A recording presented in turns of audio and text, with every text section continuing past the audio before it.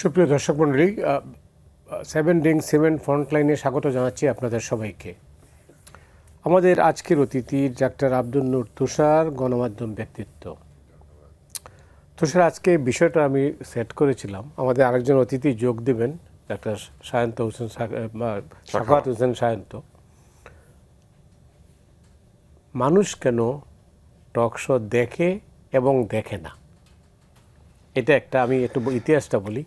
বাংলাদেশের টক শোর ইতিহাস খুব দীর্ঘ না, 2003 থেকেই মূলত শুরু। এর আগে বিটিভিতে যেটা হতো এটাকে টক শো বলা হয় না, সংলাপ বলা হইতে পারে। তো এই 2003 থেকেই এই প্র্যাকটিসটা চলে আসছে। তো এখন মানুষ প্রত্যেকটা টেলিভিশনেই একটা দুইটা করে টেলিভিশন কি থাকে, আপনিও উপস্থাপনা করেন, বক্তব্য রাখেন, আমিও উপস্থাপনা করি। মানুষ একসময় শুনতো, এখন আবার অনেকে ক্লান্ত, অনেকে শুনতে চায় না। কিন্তু কেন? টকশোর যে বিষয়টি, এটি প্রচলিত হয়েছে মূলত বেসরকারি টিভি চ্যানেলের মাধ্যমে। আমাদের সরকারি টেলিভিশন চ্যানেলে কখনোই বিতর্কের কোনো অবকাশ ছিল না। সরকারি টেলিভিশন চ্যানেল সবসময় সরকারের ঢোল বাজাবে, কারণ তারা সবাই সরকারি কর্মচারী, সরকারের বিরুদ্ধে যাওয়া যায় না, সরকারের বিরুদ্ধে গেলে চাকরি চলে যায়। এবং এই টকশো যখন প্রথম শুরু হয়, তখন অধিকাংশ টকশোতে সরাসরি টেলিফোন নেওয়ার একটা কালচার ছিল এবং টেলিফোন করতো লোকজন। এই শোতেও ছিল, নানা কারণে আমাদের বন্ধ হ্যাঁ, করতে ধীরে ধীরে এটা বন্ধ করে দিতে হচ্ছে, কারণ যারা টেলিফোন করেন অথবা যারা কথাবার্তা বলেন তারা অনেক সময় সভ্যতা ভব্যতার সীমা ছাড়িয়ে যান। আমাদের দেশে অধিকাংশ ভালো জিনিস বন্ধ হয় আমাদের নিজেদের দোষে, এবং খারাপ জিনিস যখন টিকে থাকে তখন বুঝতে হবে যে আমরা নিজেরা হয়তো নানানভাবে ওই খারাপের সঙ্গে যুক্ত হয়ে গেছি। টকশো জনপ্রিয় হতে শুরু করে যদি মানুষ কথা বলার জন্য অন্য কোনো প্ল্যাটফর্ম না পায়। যেমন সংসদে অনেক তর্ক হবে, এটা মানুষ আশা করত, কিন্তু ধীরে ধীরে দেখা গেল সংসদে তর্ক হয় না। এটা ধরেন 2004-05 থেকে শুরু হয়েছিল, তখন বিএনপি সরকার ক্ষমতায় ছিল, কিন্তু ওই সময়ও কিন্তু সংসদে খুব একটা কথা বলা যাচ্ছিল না। এবং তারপরে যখন আওয়ামী লীগ চলে আসলো, তখন তো একপাক্ষিক সংসদ, সেখানে কথা কে বলবে, নিজেরাই কথা বলে, নিজেদের সমালোচনা করে, আবার গান গায়, কবিতা আবৃত্তি করে, না মানে নানান ধরনের অদ্ভুত অদ্ভুত কথা বলে। তো ধীরে ধীরে মানুষ একেবারেই সংসদে যে কোনো কথা হয় এটা ভুলে গেল। তাহলে জনগণের কথা বলবে কে? সংবাদপত্র, গণমাধ্যম। সংবাদপত্রের উপর নানান ধরনের নির্যাতন চলে আসলো, এবং শুধু চলে আসলো তাই না, সংবাদপত্রের একটা সীমাবদ্ধতা আছে। সংবাদপত্র অনেক বাজেট, সংবাদপত্রকে বিজ্ঞাপনের উপর খুবই নির্ভরশীল থাকতে হয়। সংবাদপত্র মানেই হচ্ছে ভর্তুকি। সংবাদপত্র প্রত্যেক দিন যে দামে আমরা পাই তার দ্বিগুণ পয়সা খরচ করে সংবাদপত্র ছাপে। তো এবং ওইখান থেকে ওই বিজ্ঞাপন এবং নানানভাবে সংবাদপত্রকে টিকে থাকতে হয়। আর তার পেনিট্রেশনেরও অনেক কমতি আছে, যেমন সংবাদপত্র তো চাইলেই সব লোক কিনতে পারে না, কিন্তু টেলিভিশন ফ্রি টু এয়ার, মানুষ দেখতে পারে, সবাই বসে পড়তে পারে, একটা টিভিকে ঘিরে 400-500 লোকও বসতে পারে চাইলে। গ্রামে গঞ্জে টেলিভিশন চায়ের দোকানে থাকে, রেল স্টেশনে থাকে, বিভিন্ন জায়গাতে টেলিভিশন থাকে। টেলিভিশনের পেনিট্রেশন খুব বেশি, এবং এই জন্য টক শো মানুষ দেখতে শুরু করলো এবং পছন্দ করে ফেললো। কেন? প্রথম দিকে টক শোগুলিতে বেশ তর্ক হতো এবং ভালোই তর্ক হতো, কিন্তু এক পর্যায়ে টক শোতে মানুষ আগ্রহ হারাতে শুরু করলো, কারণ টক শোগুলিতে বিভিন্ন ধরনের বিধিনিষেধ নেমে আসতে শুরু করলো। একে ডাকা যাবে না, ওকে ডাকা যাবে, অমুক আসলে আমি আসবো না, এরকম শুরু হলো। পাশাপাশি কিছু কিছু প্রতিষ্ঠান বাধা দিতে শুরু করলো, কিছু কিছু ব্যক্তি টক শো করার কারণে হ্যারাসড হতে শুরু করলেন। এবং আমার মনে আছে কোনো একটা টক শোতে মানে ঝগড়াঝাটি এমন পর্যায়ে চলে গেল যে চোখ তুলে নিব, মেরে ফেলবো, এই টাইপের কথাবার্তা, গালিগালাজ। এবং এর পাশাপাশি এমনও হয়েছে যে টক শো করে বাড়ি যাওয়ার পথে ভয়ে আক্রান্ত হয়ে লুকিয়ে থাকতে হয়েছে আলোচককে, এরকম ঘটনা ঘটেছে। আমি চ্যানেলের নাম উল্লেখ করতে চাই না। এবং এই ধরনের ঘটনাগুলি ঘটা যখন শুরু হলো, তখন টক শোতে স্বাভাবিকভাবেই মানুষ কুণ্ঠিত হয়ে যেত, কথা বলতো না, অনেক যারা কথা বলেন তারা আসতো না, অনেকে বাদ দিয়ে দেওয়া হতো। এরকমভাবে আস্তে আস্তে টক শোর জনপ্রিয়তা কমে যেতে শুরু করলো, এবং এই টক শোর জনপ্রিয়তা কমে গিয়েছে ক্রমান্বয়ে আওয়ামী লীগ সরকারের শাসনামলে মাঝামাঝি থেকে শেষের দিকে।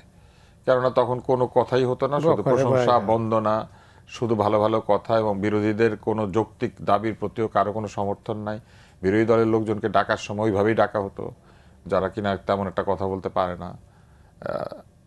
এরপরে আবার টক শো জনপ্রিয় হতে শুরু করলো এই আন্দোলনকালীন সময়ে। তখন চ্যানেলগুলি একটুখানি, যেহেতু রাজনৈতিক দোলাচল আছে, একটু একটু টকশো প্রচার করতে শুরু করলো, যেটা অন্তর্বর্তী সরকারের সময় বেশ আবার প্রিয় হয়ে উঠলো। কারণ অন্তর্বর্তী সরকার কিংবা ওই সময়ের প্রশাসনই বলেন অথবা ওই সময়ের রাজনৈতিক দলগুলাই বলেন, কারো পক্ষে বা বিপক্ষে বলার জন্য আর তো কোনো প্ল্যাটফর্ম নাই। তো তখন দেখা গেল যে আবার লোকজন টকশো করতে শুরু করলো, আর কিছু টকশো আলোচক উধাও হয়ে গেলেন, কিছু জেলে চলে গেলেন তাদের বিভিন্ন কর্মকাণ্ডের জন্য। তখন আবার কিছু কিছু নতুন মুখ, নতুন চিন্তা করে এমন মানুষদেরকে আমরা টকশোতে পেলাম, নতুন সাংবাদিক যারা টকশোতে আমন্ত্রণ পেতেন না। আওয়ামী লীগের সময় ব্যান্ড ছিলেন 4-5-6 বছর, আসতেই পারতেন না টিভিতে কোনো টকশোতে, এরাও কথা বলতে পারলেন। তখন দেখা গেল যে আবার মানুষ দেখতে শুরু করলো এবং টকশোগুলি অনেকাংশে যৌক্তিক হয়ে উঠলো। টকশোতে কেউ ওইভাবে পক্ষপাত করে কথা না বলে যৌক্তিক হয়ে উঠলো। কিন্তু নির্বাচনের আগে আগে একটা পর্যায়ে আবার টকশোগুলিতে এক ধরনের পক্ষপাত শুরু হলো, কারণ আলোচকরা যার যার দলের পক্ষে আবির্ভূত হয়ে গেলেন। আলোচককে মানুষ এই পক্ষপাত করতে দেখতে চায় না। মানুষ যেটা ভাবে, তারা বলে যে আমরা টক শো দেখতে চাই নির্মোহ রাজনৈতিক বিশ্লেষণের মধ্যে দিয়ে। এখন ঘটনা হচ্ছে যে আমরা এসে দেশে যেমন বিভক্তি, ওই বিভক্তির একটা ওই মানে ছায়া তুলতে পারেন একদম টক শো। আপনি এক লাইনে বললেন, আমি আর এক লাইন, তো ফলে হয় কি আমরা একটা মৌলিক বিষয় একমত হতে পারি না। তো এই কারণেই ওই যে আপনি বললেন যে চোখ তুলে ফেলবে, হাতাহাতির পর্যায়ে হয়ে যায়, শো বন্ধ হয়ে যায়। আওয়ামী লীগ আমলে একজন সম্পাদক একটা টকশোর পরে জেলখানায় পাঠিয়ে দেওয়া হলো। হ্যাঁ, দিল। এবং সেটা আসলে বয়োজ্যেষ্ঠ লোক ছিলেন, বয়স্ক লোক ছিলেন, তা এটা না হইলেও হইতো।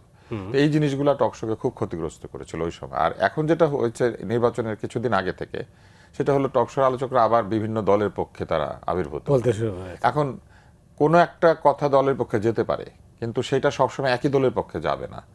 টকশো আলোচক যদি নির্মোহ হন, তাহলে তিনি দুই পক্ষে কথা বলবেন বা যেদিকে মূল যুক্তি রয়েছে সেই দিকে তিনি যাবেন এবং চেষ্টা করবেন ব্যক্তি স্বার্থকে চিন্তা না করে জনগণের কথাটা বলতে। আচ্ছা, আপনি তো দীর্ঘদিন সেটা তো বলে না, অধিকাংশ লোক বলতে পারে না আসলে। আপনি তো অনেক দিন উপস্থাপনা করেন। জি, মানুষ কোন জিনিসটা পছন্দ করে? মানুষ চেষ্টাটা পছন্দ করে। আমরা যে খুব ভালো অনুষ্ঠান বানিয়ে ফেলতাম একেবারে সেরা তা নয়, কিন্তু মানুষ না যদি দেখে যে একজন মানুষের মধ্যে চেষ্টা আছে, সে 70 ভাগ 75 ভাগ 80 ভাগ চেষ্টা করেছে, মানুষ সেটাকে মর্যাদা করে।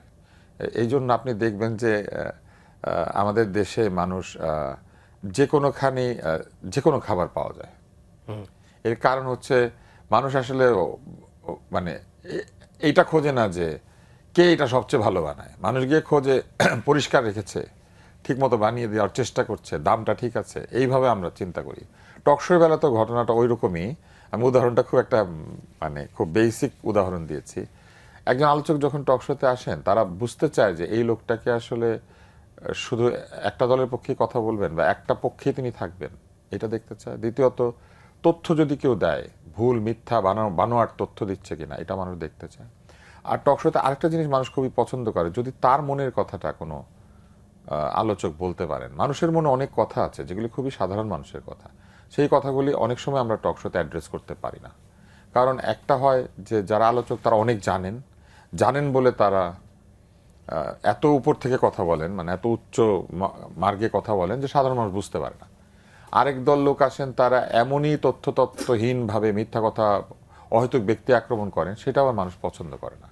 তো মানুষ চায় মধ্যপন্থা, এবং সেই মধ্যপন্থাটা পেলে আমার ধারণা যে তারা আলোচককে মোটামুটি দেখেন এবং কথা শোনেন। এই যে আমাদের আরেকজন আলোচক চলে এসেছেন, তার একটা দলীয় সমর্থন আছে, কিন্তু তাকে মানুষ পছন্দ করে। এর কারণ হচ্ছে সে দলের পক্ষে মিথ্যা কথা বলে না। দলের পক্ষে মিথ্যা বলবে যে, তাকে কিন্তু মানুষ নেয় না। দলের পক্ষ আপনি যুক্তি দিয়ে বলেন, মিথ্যাটাকে অ্যাভয়েড করেন। মিথ্যা দিয়ে তো দলকে প্রতিষ্ঠিত করা যাবে না। কিন্তু আমাদের অনেক টকশো আলোচকের কিন্তু এটা আছে, তারা ইতিহাস বিকৃত করে দেয়, তারা ব্যক্তি আক্রমণ করে, তারা হাতে বই নিয়ে ঢোকে কিন্তু সেই বইটা পড়ে নাই, এরকম অনেক আছে। স্যার, আপনাকে ধন্যবাদ। আর দর্শক, আমাদের সামনে এই মুহূর্তে আমাদের সঙ্গে রয়েছেন ডক্টর সাখাওয়াত হোসেন শান্ত। আমরা যে বিষয়টা নিয়ে আজকে যে বিষয়টা স্থির করেছি, কোন বিষয়টা আমরা আলোচনা করব, একটাই বিষয়, সেটা হচ্ছে টকশো মানুষ দেখে না। টকশোর ইতিহাস আপনি জানেন। এটাই তুষার বলছিলেন যে রাজনৈতিক বহু ধরনের টকশো হয় এখন, কিন্তু রাজনৈতিক টকশোগুলোই বেশি আলোচিত হয়, সমালোচিত হয়। কিন্তু টকশোতে এক সময় মারামারি হতো, কাটাকাটি হতো, চেয়ার চোরাচুরি হতো, আপনার অভিজ্ঞতা এরকম আছে। তো আপনি কীভাবে দেখেন? জি, আপনাকে ধন্যবাদ। আর আমার খুব প্রিয়জন তুষার ভাই আছেন, তুষার ভাইকে এবং যারা এবং শুনছেন দুই সবার ডাক্তারের জন্য লড়াই হতে পারে। জি, শুভেচ্ছা রইল। আর আমি দুঃখিত আমার একটু দেরি হয়েছে it's okay, ঠিক যানজটের আছে। কারণে। তো যাই হোক, টক শো বাংলাদেশে এক সময় খুব পপুলার ছিল, খুবই পপুলার ছিল। বাংলাদেশে পপুলার হওয়ার পেছনে অনেকগুলো ডাইমেনশন ছিল, অনেক কারণ ছিল। একটা হচ্ছে যে টক শোটা মানে যুক্তিপূর্ণভাবে হতো, এরকম একটা সময় ছিল। আস্তে আস্তে সেখান থেকে এটা যুক্তির থেকে সরে সরে গিয়ে আমরা একেবারেই দলান্ধ হয়ে যাওয়ার দিকেও গেলাম, জবরদস্তিমূলকভাবে নিজের মত চাপিয়ে দেওয়ার দিকে গেলাম। তাতে মানুষ বিরক্ত হয়েছিল। আমাকে একটু থামতে হবে, এখানে একটু থামতে হবে, আমরা আজানের জন্য বিরতি। দর্শক, আমরা বিরতি নিচ্ছি, ফিরছি খুব তাড়াতাড়ি, আমাদের সঙ্গেই থাকুন।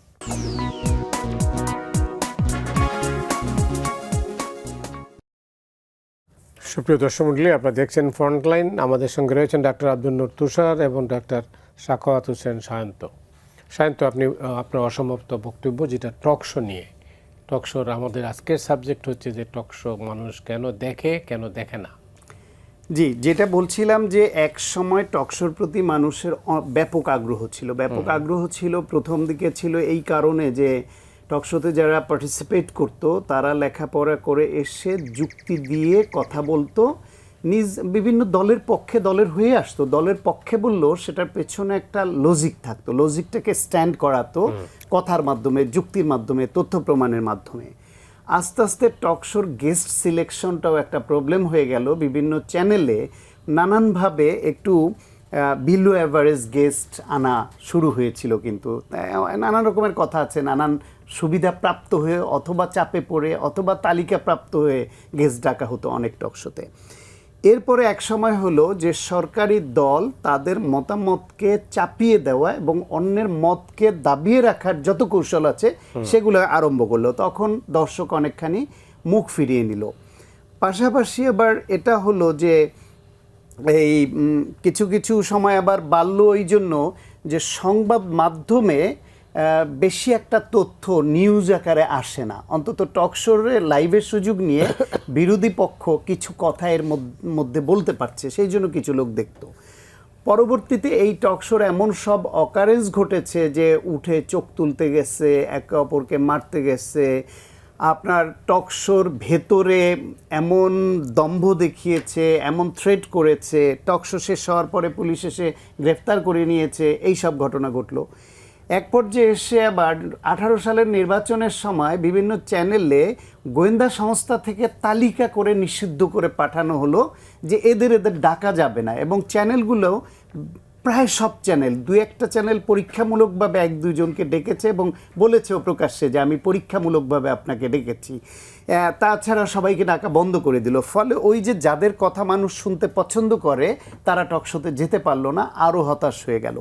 এইসব কারণে ধীরে ধীরে বেড়েছে। পাশাপাশি আরেকটা কারণও আছে, সেটা হলো টকশো দেখার জন্য যে দীর্ঘ সময় ধরে বসে যে মানুষ দেখবে, ওই ধৈর্য এবং সময় অনেকের হয়ে ওঠে না।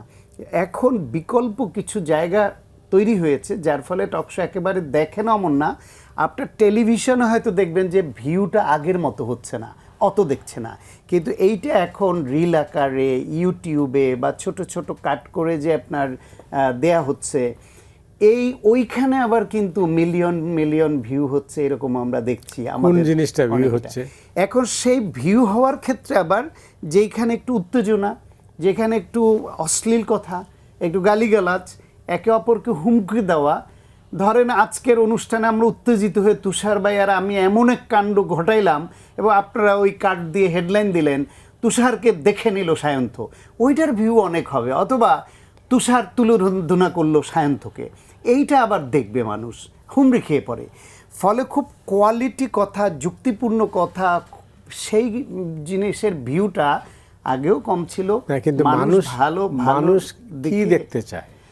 মানুষ দেখতে চায় আমরা যেন এইখানে এসে একটু যুক্তি দিয়ে, একটু সুন্দর করে গুছিয়ে সত্য কথাটা বলি, সত্য তথ্যটা তুলে ধরি।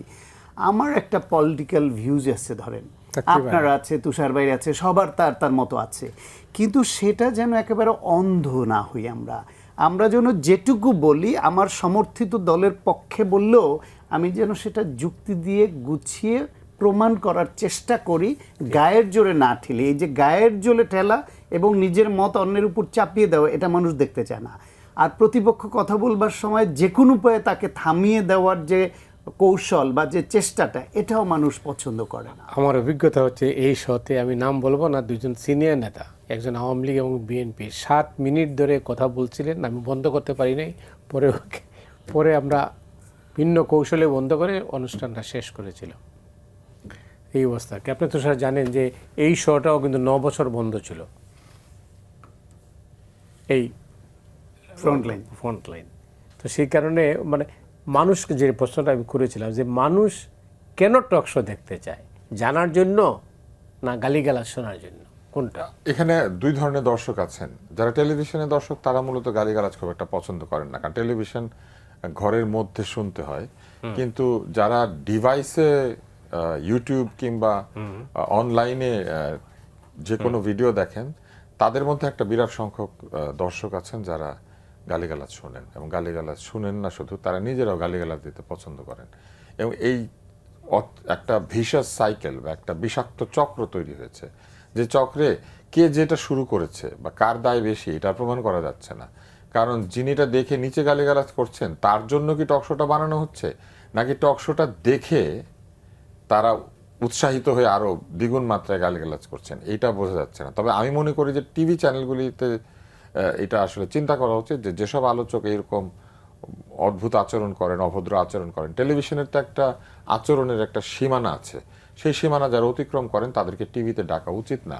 কিন্তু দুর্ভাগ্যজনকভাবে অনেক চ্যানেল আছে যে চ্যানেলগুলি তাদের নিজেদের দর্শক কিংবা বিজ্ঞাপনের পরিমাণ কম থাকার কারণে তারা অনেক ক্ষেত্রে ইউটিউব, ফেসবুক, সোশ্যাল মিডিয়াতে যে টাকা পাওয়া যায় মনিটাইজেশনে, সেটার উপর অনেকখানি নির্ভরশীল হয়েছেন এবং ভিউ বাণিজ্য তারা করেন। এবং সেই সব ক্ষেত্রে তারা আরেকটা অদ্ভুত কাজ করেন, তারা করেন কি, এই টক শোতে একটা টক শোতে হয়তো একজন কথা বলেছে 5 মিনিট, কেটে কেটে তাকে 2 মিনিট 2 মিনিট 2 মিনিট করে ভাগ করেন, করে সেইখানে আলাদা আলাদা এক ধরনের দৃষ্টি আকর্ষণকারী হেডলাইন ব্যবহার করেন। এবং সেই হেডলাইন ব্যবহার করেন এরকম যে, একটু আগে সায়ন্ত যেটা বলছিলেন যে ডাক্তারের সাথে ডাক্তারের ঝগড়া মনে করেন লিখলো, ভেতরে কিন্তু কিছুই নাই, আমরা হয়তো হাসি মুখে আছি। এবং সবচেয়ে অন্যায় যে কাজগুলি হচ্ছে তার মধ্যে একটা হচ্ছে টক শোর কপিরাইট থাকে, কপিরাইটেড টক শোকে নিয়ে ফ্লিপ করে ডানেরটা বামে বামেরটা ডানে নিয়ে ব্যাকগ্রাউন্ড বদলে দিয়ে, কারণ এখন প্রচুর এডিটিং সফটওয়্যার পাওয়া যায়, বহু লোক এগুলিকে আবার তাদের যার যার সাইটে পোস্ট করেন,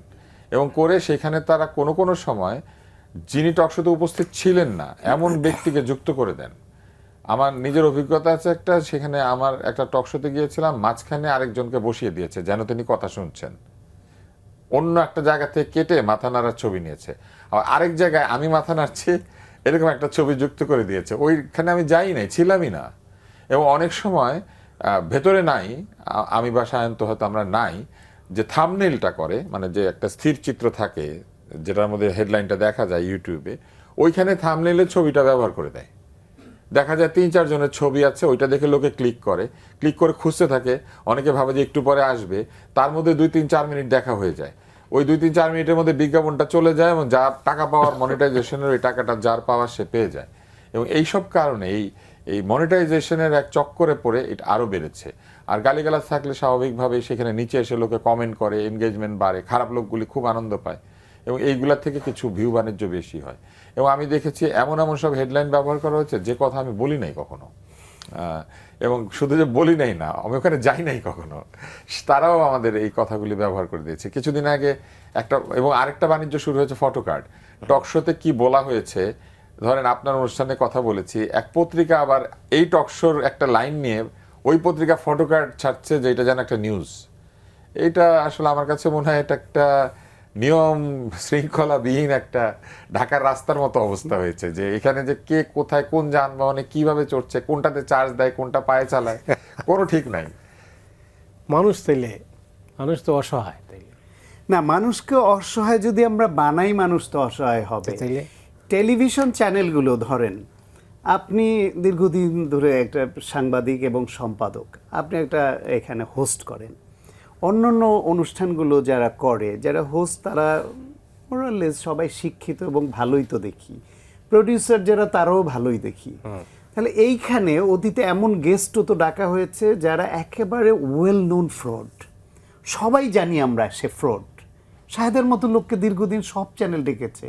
সে যে ফ্রড, এটা তো সে যখন টকশো করতো তখনও সবার জানা ছিল সে কি করছে, তার শিক্ষা দীক্ষা কি, তার অবস্থান কি। একজন ব্যারিস্টার, সে আসলে ব্যারিস্টার না, ব্যারিস্টার লিখে এরকম টকশো করতো, কিভাবে করতো। তারপর আরেকজন ব্যারিস্টার তার বিরুদ্ধে আদালতে গিয়ে সেই চিঠি এনে তারপর বন্ধ করালো, সবাই জানতো। এরকম বিভিন্ন জন এরকম আছে, বিভিন্ন দলের আছে যারা শব্দের উচ্চারণের ধারে কাছেও নাই, লোকাল ল্যাঙ্গুয়েজ তো ঠিক মতো বলতে পারে না, ফার্মলিং তো করে করে, তারপরে কোনো যুক্তির ধারে কাছে নাই, কোনো শুনতেও তো একটু শ্রুতু মধুর হওয়ার ব্যাপার আছে।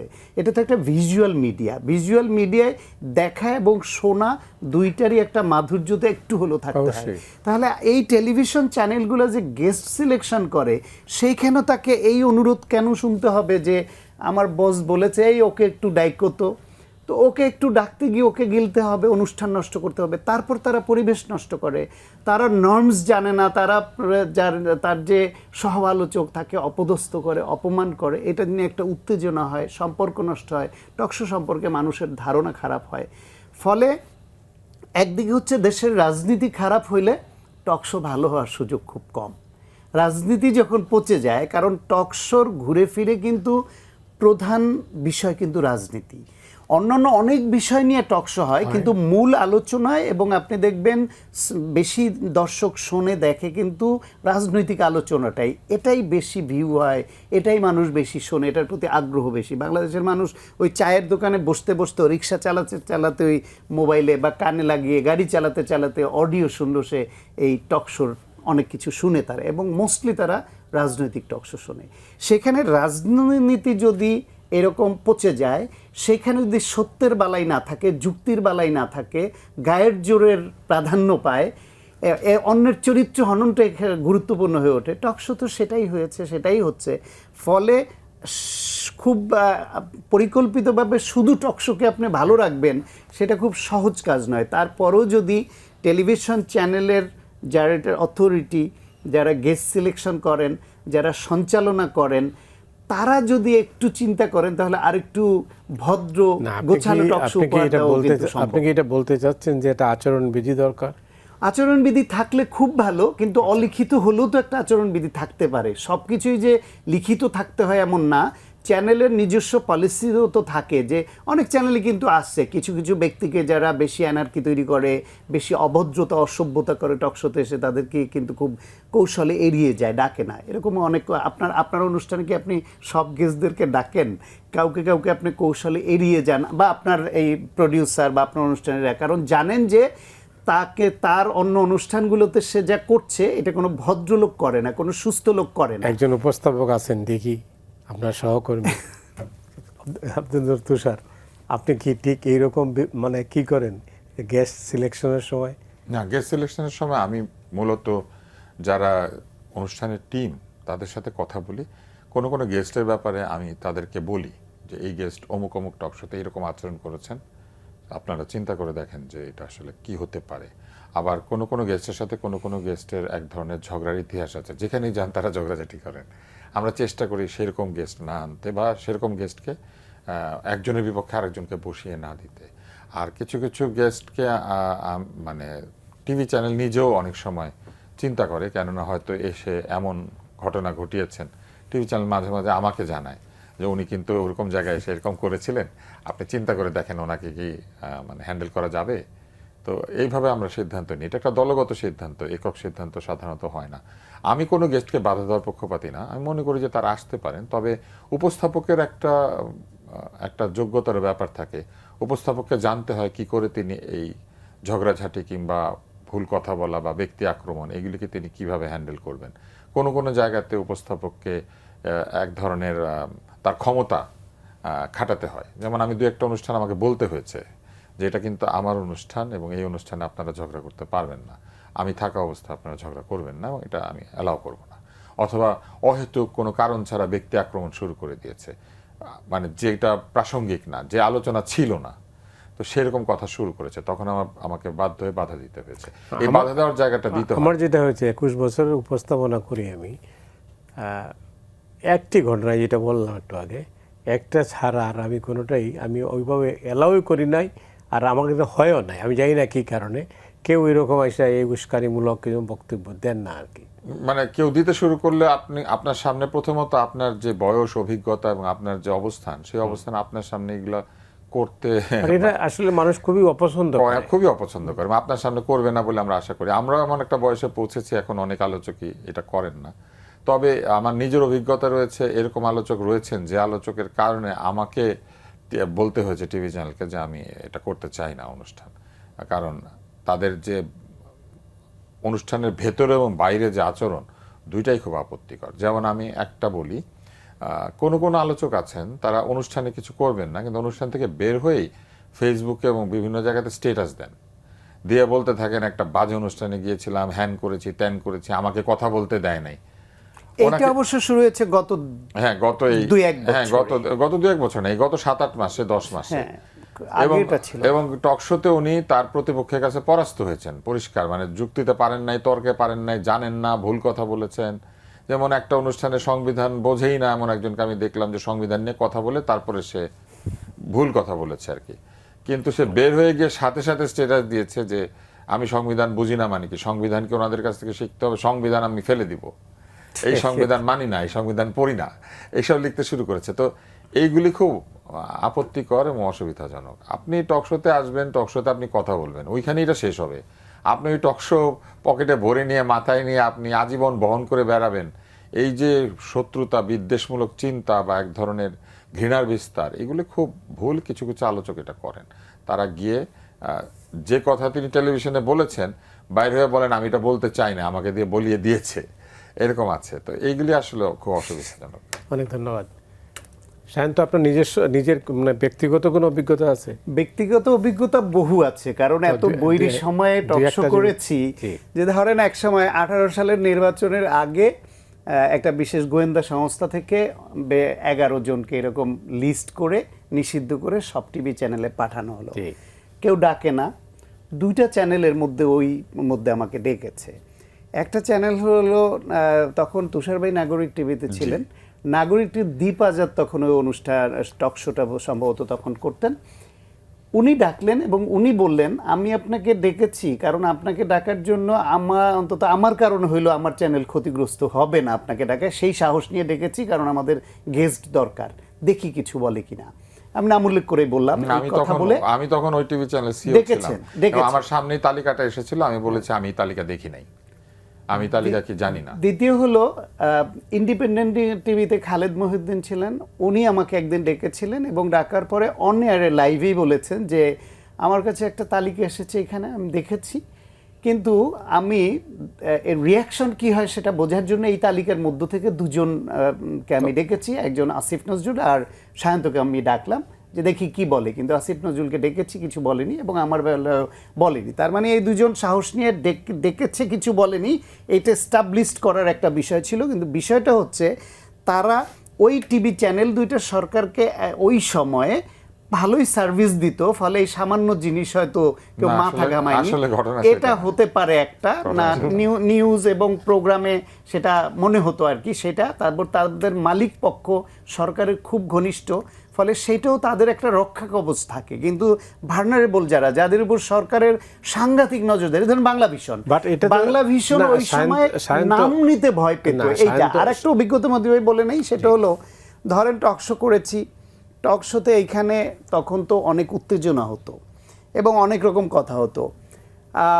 এরকম হয়েছে যে কথা হয়েছে, উত্তেজিত কথাবার্তা বলেছে, কথা শেষ হয়েছে, শেষ হওয়ার পরে সে ওইখান থেকে তার ছিঁড়ে টান দিয়ে এসে গালিগালাজ শুরু করলো, রাগারাগি শুরু করলো, এই দেখে নিব, এবং তারা শেখ হাসিনাকে ব্যবহার করত এবং শেখ মুজিবকে ব্যবহার করতো আমাদেরকে বিপদগ্রস্ত করবার জন্য, যে আপনি মাননীয় প্রধানমন্ত্রীকে অপমান করে কথা বলেছেন, আপনি বঙ্গবন্ধুকে অপমান করে কথা বলেছেন, কটাক্ষ করেছেন। এইটা ছিল তাদের তখন অস্ত্র। এই অস্ত্রটা খুব সেন্সিটিভলি তারা ব্যবহার করত আমাদের থ্রেট করার জন্য এবং বিপদগ্রস্ত করবার জন্য। তখন মাঝে মাঝে মনে হতো যে এই টকশো আমার পেশাও না, নেশাও না, দায়িত্ববোধ থেকে একটা দেশের পক্ষে, গণতন্ত্রের পক্ষে কিছু কথা বলতে হয়, তাই বলতে যাই। কিন্তু সেটা বলতে গিয়ে এরকম বিপদগ্রস্ত তো হইই, সেই ঝুঁকি থাকেই। শুধু এই টকশো করার লেখার কারণেই তো, এর বাইরে তো আমি মাঠের রাজনীতি করি না। আমার 17 বছর একই পদে থাকতে হয়েছে, বিশ্ববিদ্যালয়ে প্রমোশন হয়নি। 9 সালে ক্ষমতা এসে আওয়ামী লীগ চাকরিচ্যুত করেছে, হাইকোর্টে রিট করে স্টে অর্ডার নিয়ে চাকরি করতে হয়েছে। পরে 13 সালে হাইকোর্ট থেকে জিতে এসেছি। এখন যিনি আইনমন্ত্রী, অ্যাটর্নি জেনারেল ছিলেন, উনি আমার লয়ার ছিলেন এবং আমি তার প্রতি কৃতজ্ঞ যে উনি তখন খুব ভালোভাবে হ্যান্ডেল করেছিলেন আমার মামলাটা। না হলে প্রাণগোপাল দত্তর ভিসি থাকা অবস্থায় তার আমলে তার বিরুদ্ধে কেউ আদালত থেকে রায় নিয়ে আসতে পেরেছে, এই নজির ভেরি রেয়ার। আমি সেই রেয়ারদের একজন। এই টকশো এবং লেখালেখির কারণেই তো সেটা হয়েছে, ভিন্ন মতের কারণে অপদস্থ হয়েছি। তারপরেও মাঝে মাঝে যখন ওই রকম ব্যক্তিগত আক্রমণ এবং অপদস্থ, অপমানজনক একজন মানুষ তেড়ে মারতে আসছে, আমাকে তখন হজম করতে হচ্ছে কোনোভাবে। কারণ আমি তার সঙ্গে কনফ্লিক্টে জড়িয়ে হয় আমাকে জেলে যেতে হবে, না হলে গুম হতে হবে। আমি জানি কি হতে পারে, অথবা সে আমার বিরুদ্ধে মাস্তান লেলিয়ে দিবে। তখন সেটা হজম করাটা যে মানসিক চাপ, এই চাপ নিয়ে আমাকে টকশো করতে হয়েছে এবং আমার মতো অনেককে করতে হয়েছে। আমি কোনো রাজনৈতিক দলের সদস্য না, আমি অ্যাক্টিভলি পলিটিক্স করি না, কোনো লেভেলের কোনো পদ ধারণ করি নাই। আমি একটা মেডিকেল বিশ্ববিদ্যালয়ের শিক্ষক এবং চিকিৎসক, একজন লেখক। তারপরে আমার এই অবস্থা হয়েছে। এবার ভাবেন যে যারা দলীয় পদধারী যেত তাদেরকে আরও কতটা কঠিন সময় পার করতে হয়েছে। ফলে এই টকশো কেন্দ্রিক এইরকম ভেতরের খবর আপনি আনতে গেলে অনেকের এমন এমন অভিজ্ঞতা পাবেন যেটা অত্যন্ত বেদনাদায়ক। এমনকি এই সময় মনে হচ্ছে না খুব সুখকর সময়? এই সুখকর সময়েও এমন, বিশেষ করে নারী উপস্থাপক যারা, তাদের নিয়ে টকশোর পরে অনলাইনে বা এই প্রোগ্রামটা যখন প্রচার হয় তার কমেন্টে যা লেখা হয়, ওইটা ওনার না দেখলে ভালো।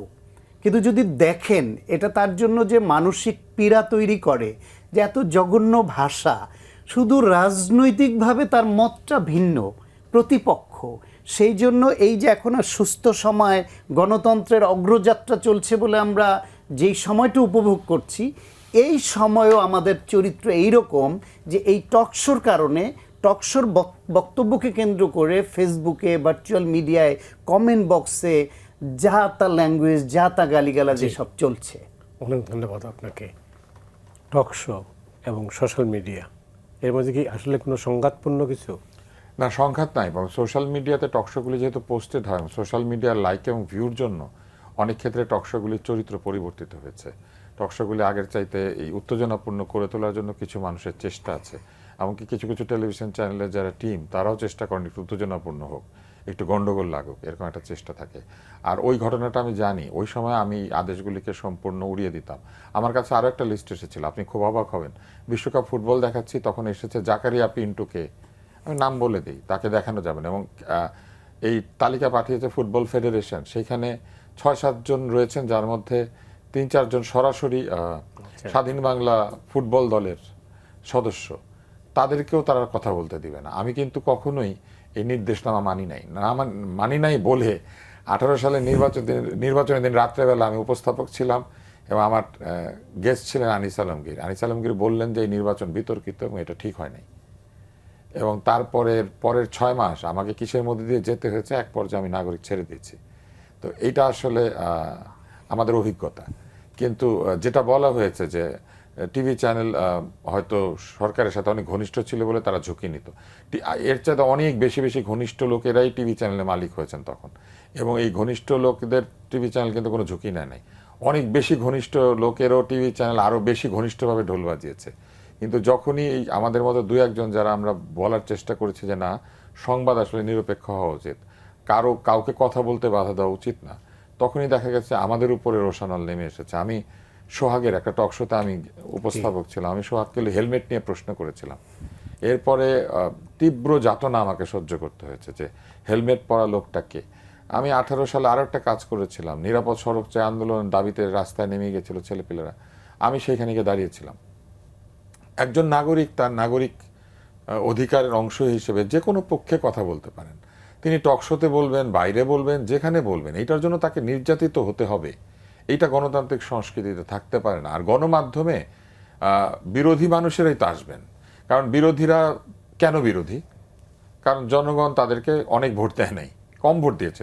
একদম গণতান্ত্রিক সমাজের চিন্তা যদি আমরা করি, হ্যাঁ, তাহলে এই বিরোধীদের ভয়েসটা কোথায় আসবে?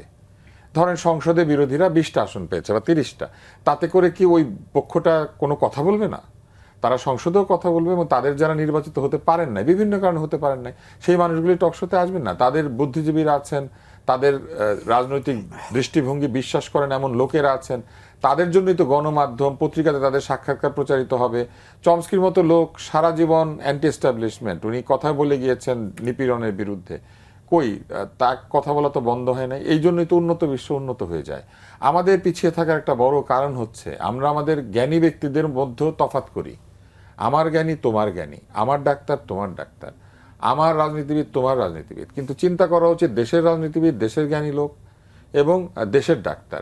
এবং সে আমাকে সমর্থন করে না মানে তো এই নয় যে সে আমার শত্রু। সে আমাকে সমর্থন নাও করতে পারে, সে তো আমার শত্রু না। সে আমার হয়তো কোনো নীতি তার পছন্দ না, বা যেভাবে সে দেশের সেবা করতে চায় আমি হয়তো অন্যভাবে চাই। কমিউনিস্টরাও দেশকে ভালোবাসে, ক্যাপিটালিস্টরাও দেশকে ভালোবাসে। এখন তুমি কমিউনিস্ট তাই তুমি আমার শত্রু, এই চিন্তা করাটাই ভুল। এবং সেই চিন্তার মধ্যে গণমাধ্যমকে প্রবেশ করানোর যে প্রক্রিয়াটা শুরু হয়েছিল, এইটা খুব ভয়ঙ্কর ছিল, যে কারণে বহু সাংবাদিক সাংবাদিকতা ছেড়ে বিদেশ চলে গিয়েছেন, অনেকে অ্যাসাইলাম নিয়েছেন, অনেকে সাংবাদিকতা ছেড়ে ইউটিউবে চলে গিয়েছেন, যে না ঠিক আছে আমি এখানে থাকবো না, আর চাকরি চলে যায়, কাল সাসপেন্ড হই। আমার মনে হয় আমাদের বিরাট ক্ষতি হয়েছে এই স্বৈরশাসনের সময়। আপনি একটা তোতা পাখি পুষতে পারেন, সেই তোতা পাখি আপনাকে বিনোদন দেয়, কিন্তু সেই তোতা পাখি পৃথিবীর সকল তোতা পাখিকে প্রতিনিধিত্ব করে না। ওইটার তোতা পাখি, ওই তোতা পাখিকে তোতা পাখিরা ভালোবাসে না। এখন আপনি যদি গণমাধ্যমকে তোতা পাখি বানিয়ে দেন বা ময়না পাখি বানিয়ে দেন, আপনার ময়না, আপনার টিয়া, আপনার তোতা নিয়ে আপনি বসে থাকেন, কিন্তু গণমাধ্যমকে তোতা পাখি টিয়া পাখি বানানোর যে সংস্কৃতি, এইটা আমাদেরকে এত ক্ষতিগ্রস্ত করেছে যে সাংবাদিকরা ভীত হয়ে গিয়েছে, মনোবল হারিয়েছে। অনেকে টিকে থাকার জন্য আপোষ করেছে, আবার অনেকে উন্নতি করার জন্য আপোষ করেছে, লোভে পড়ে আপোষ করেছে। এবং এইটাও কখনো ঠিক না। আমি এটা নিয়ে, এখন তো বললে নিজের কথা বললাম, আমি এটা নিয়ে প্রতিবাদ করেছিলাম। সরকারি অফিস থেকে ঈদের সময় সাংবাদিকদেরকে খাম দিয়েছে। আমি বলেছি এটা অন্যায়, এটা হতে পারে না, এটা নেওয়া যাবে না, বা এটা নেওয়া ঠিক না। কেন আপনি কেন ঈদের সময় আপনার সাথে দেখা হয়েছে বলে ওই সাংবাদিককে খাম দিয়েছেন? যার সাথে আপনার দেখা হয় না, আপনার বিট করে না, আপনি তো তাকে দেন নাই। তো ওই আরেকটা সাংবাদিক যে আপনার বিট করে না, যে কিনা ধরেন হয়তো বাজারে গিয়ে দ্রব্যমূল্য নিয়ে কথা বলে, তাকে কিন্তু আপনি শত্রু বানিয়ে দিয়েছেন যে এই সাংবাদিক আমার বিরুদ্ধে কথা বলে। আর যে কিনা সারাদিন আপনার পিছনে বুম নিয়ে ধরে আপনার পদের কারণে, তাকে আপনি 5,000 টাকা খামের মধ্যে করে দিয়ে দিলেন। আমি এটা বিরোধিতা করেছিলাম। এই জিনিসগুলি ক্ষতিকর হয়েছে, এই জিনিসগুলো ঠিক হয় নাই। অনেক ধন্যবাদ। সায়ন্ত, আপনি জানেন যে এই ব্যক্তিগত আক্রমণ, এটাও কিন্তু মানে এই টক শোতে আজকে যে অবস্থায় আমরা বিতর্কের মধ্যে নিয়ে যাচ্ছি, এটা একটা অন্যতম কারণ। তবে এটা ঠিক, টক শো মানুষকে অনেক দায়িত্বশীল করেছে। না, ডেফিনেটলি দায়িত্বশীল করেছে। তো অনেক সময় ধরেন যখন ফেস্টিভ্যালের কালে বিএনপি আন্দোলন সংগ্রামে খুব ভালো করছে না, বারবার কর্মসূচি দিচ্ছে কিন্তু সফল হতে পারছে না, ওই সময় অনেকে, আমি যে টক শোতে আসতাম বা যারা আসতো আমারটাই আমি খেয়াল করতাম যে টাইম লাইনে অনেকে লিখতো বা দেখা হলে বলতো যে টক শো করে কিছু হবে না, হ্যাঁ পারলে মাঠে নামেন, টক শো করে কিছু হবে না। আসলে একটা রাজনৈতিক দলে টক শো করা লোক লাগবে, লেখক লাগবে, বুদ্ধিজীবী লাগবে, পেশাজীবী লাগবে, বুদ্ধিদাতা লাগবে যারা আড়ালে থেকে বুদ্ধিবৃত্তিক সহায়তা করবেন, আবার মাঠের রাজনীতি করা, সংগ্রাম করা, ওইখানেও নেতৃত্ব দেওয়ার লোকও লাগবে, আবার মাঠে আন্দোলন করার সাহসী কর্মীও লাগবে। সব কিছুর সমন্বয়ে একটা রাজনৈতিক দল। তার মধ্যে তখন বলতাম যে টকশো করে কিছু হবে না, কারণ আমাদের কিছু বলতে দেয় না। বলতে না দিলে এর ফাঁকেই লাইভের সুযোগ নিয়ে যেটুকু পারি সেটুকু বলবো। এই যে বিভিন্ন দুর্নীতির খবর, সরকারের যে বিভিন্ন রকম নিপীড়ন, অনাচার, হিউম্যান রাইটস ভায়োলেশন, নানান কিছু যা কিছু আজকে আপনারা যেটা নিয়ে মানুষের মধ্যে জনমত তৈরি হচ্ছে, এটা কোত্থেকে আসছে? সংবাদ মাধ্যম কিছু না কিছু লিখতে পারছে, কিন্তু ওইখানে নানান কৌশলে প্রকাশ করে এবং খুব শর্ট করে করতে হয়। টকশোতে এসে আমরা লাইভের সুযোগ নিয়ে ওইটাকেই আমরা বিশ্লেষণ করে আমাদের মতো করে তুলে ধরি, ফলে এইটা মানুষের মধ্যে এক ধরনের বিস্তার লাভ করে এবং জনমত তৈরি করে, সরকারের অনাচারের বিরুদ্ধে তাদের একটা শক্ত অবস্থান তৈরি করে। এখন বিএনপি তো মাঠে রাজনীতিতেও তারা বারবার কর্মসূচি দিয়ে তো সফল হতে পারছে না, দাঁড়াতে পারছে না। এর জন্য কি তাদেরকে কি আমরা বলে দিব যে তোমরা পারছো না, তাহলে মাঠে নামার দরকার নাই, মাঠে নেমে কি হবে? ঠিক একইভাবে টকশোতে এসে কি হবে এরকম নিরুৎসাহিত করবার কিন্তু অনেক গ্রুপ ছিল। তারপরও যারা আমরা একটু সাহস নিয়ে, ডেডিকেশন নিয়ে, যুক্তিতর্ক করে গেছি, এইটা দ্বারা অনেকে ঋদ্ধ হয়েছে।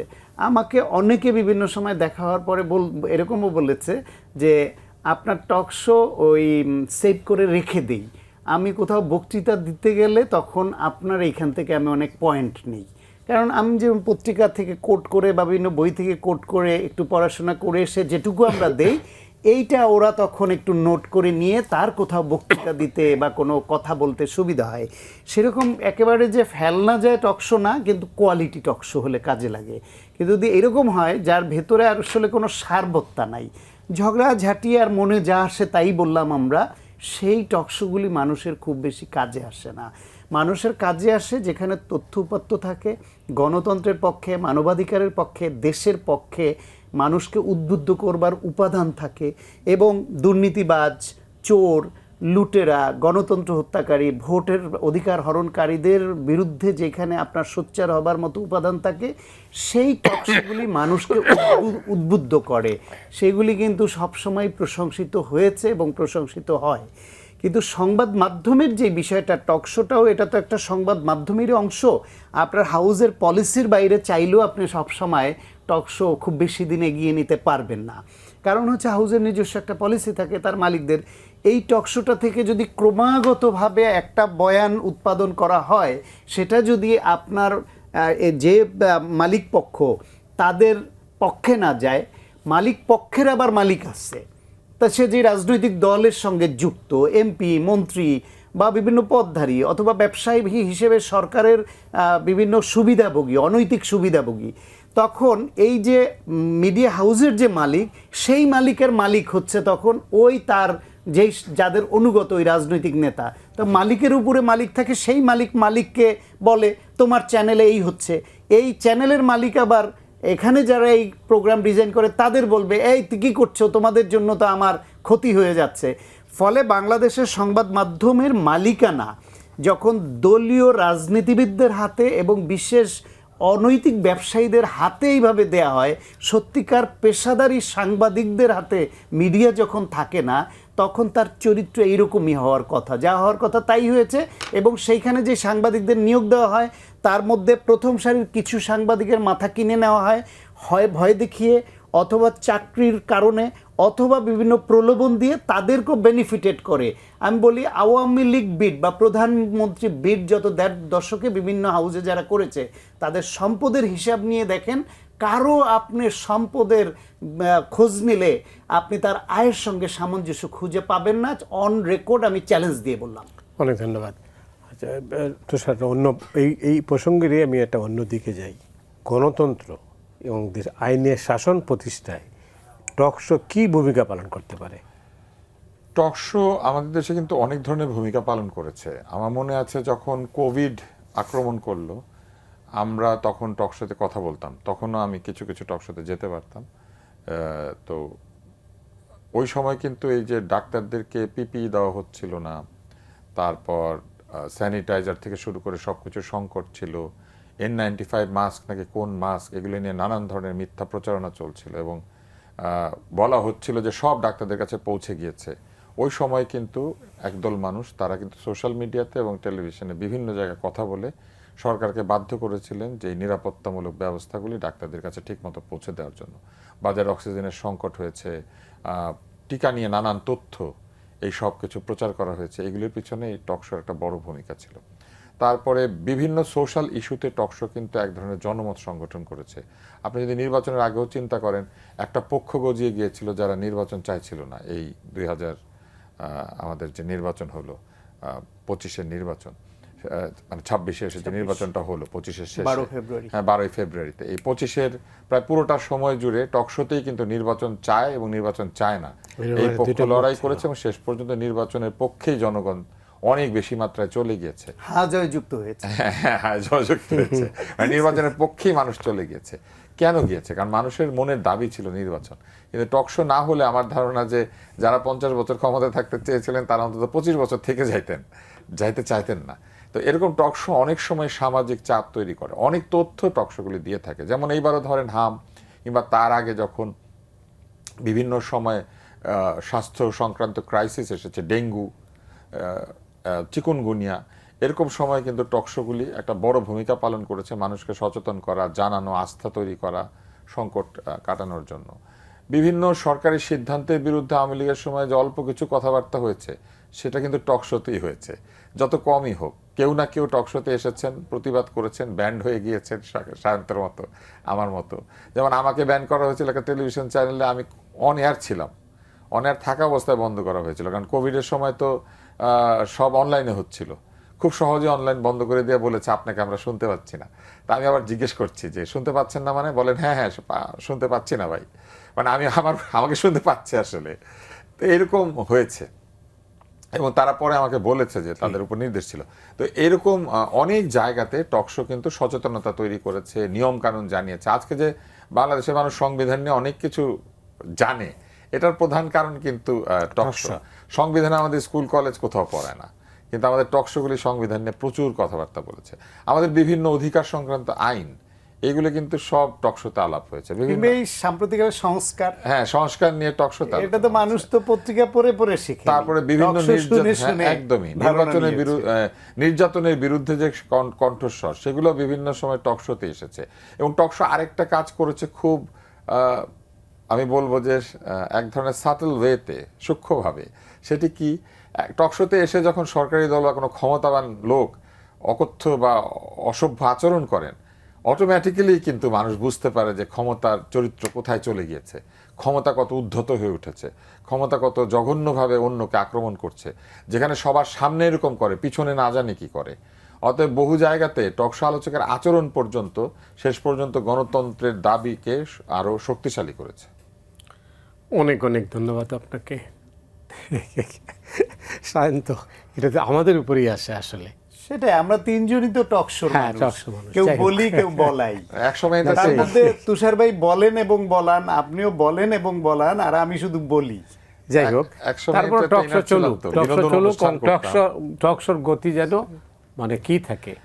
আমি মনে করি যে টকশোর উপর থেকে সব ধরনের বিধিনিষেধ তুলে নেওয়া উচিত। বরং টকশোতে এসে মানুষ যদি সব কথা, মনের কথা বা যেটা সে বিশ্বাস করে সেটা বলতে পারে, তাহলে বহু সংঘাত এড়িয়ে ফেলা সম্ভব। তবে আমি একটু ছোট্ট মতামত দেই, তুষারের মধ্যে এত উদার আমি আবার হওয়াটা পছন্দ করব না, এই জন্য যে গানের অনুষ্ঠানে গান গাইতে কোন শিল্পীকে আপনি ডাকবেন? যে ভালো গান গাইতে জানে, তাল লয় বুঝে। সুতরাং গেস্ট সিলেকশনে ফ্রড, যুক্তিতর্ক জানে না, কথা বলতে পারে না, পরিবেশ নষ্ট করে, গণতান্ত্রিক পরিবেশকে ব্যাহত করে, ইন্টারপার্সোনাল রিলেশনশিপকে ধ্বংস করে, সেই সব লোকদেরকে যত কম ডাকা যায় তত টকশোর জন্য ভালো, কালচার তৈরিতে সহায়ক। এটা তো টেলিভিশনের স্পেসিফিক নীতিমালায়। আমি টকশোতে অনুষ্ঠান খারাপ করবে এমন লোক ডাকবো কেন? আমরা সেটা ডাকবো না। তবে আমি বলেছি যে রাজনৈতিক বিশ্বাসের কারণে বা ধরেন শত্রুতা মিত্রতার কারণে যে মানুষের উপরে ভিন্নতার জন্য ডাকা বন্ধ করা উচিত। কালো তালিকা হয়, এই কালো তালিকার বিধিনিষেধটা তুলে নাও। সেটা মত ভিন্নতার জন্য কাউকে না ডাকাটা এটা খুবই অন্যায়, এটা একদমই হওয়া উচিত না। কিন্তু টকশোর ন্যূনতম একটা কোয়ালিটি থাকা দরকার। সেই কোয়ালিটির জন্য ওই কোয়ালিটিতে ফুলফিল করে যেই গেস্টটা, তাদের বাইরে যারে তারে ডেকে এটাকে খেলো বানানোটা উচিত না। কারণ টকশো করলে আমাদের একটু মানিজ্যত আছে। তো টকশোর ময়না তদন্ত কিন্তু আমরা করলাম আগের সরকারের সময় একজন অত্যন্ত জ্ঞানী ব্যক্তিকে তার বাইরে তাকে আক্রমণ করা হবে এই জন্য লুঙ্গি পরে টিভি চ্যানেল থেকে লুকিয়ে বের হতে হয়েছে। এইটা কিন্তু অগ্রহণযোগ্য এবং এগুলো খুব অন্যায় হয়েছে। অন্যায়ের প্রতিফল হয়তো একটা সময় আসে, কিন্তু আমি মনে করি যে এটা হওয়া উচিত এই না। এই হাউস থেকে টকশো না, আমরা- করার আমরা না পরে বলি, আমরা তাকে না বলি। গাড়িতে শুয়ে যেতে হয়েছে, তারপর যে স্ট্রেস গেছে, আমি তিনি জানি এটা মৃত্যুর অনেক। মুখে পতিত হয়েছেন, মৃত্যুবরণ করেছে, এই ঘটনা তো ঘটেছে। ওটার মূলেও টকশোই ছিল। সায়ন্ত, আপনাকে অনেক ধন্যবাদ। তুষার, আপনাকেও ধন্যবাদ। দর্শক, আপনারা যারা এই টকশো নিয়ে আলোচনা শুনলেন, আপনারা বিচার করবেন টকশো কেমন হওয়া উচিত আর কি হওয়া উচিত। গেস্টের কথা বলছেন, অতিথি যারা আসবেন তারাও চিন্তা করবেন যে আসলে মানুষ এটাও দেখছে, শুনছে, জাজ করছে আসলে কোন টকশো থেকে আমরা কি পেলাম। অনেক অনেক ধন্যবাদ দুজনকেই। দর্শক, আপনাদেরকেও ধন্যবাদ জানিয়ে আজকের মতো এখানে বিদায় নিচ্ছি।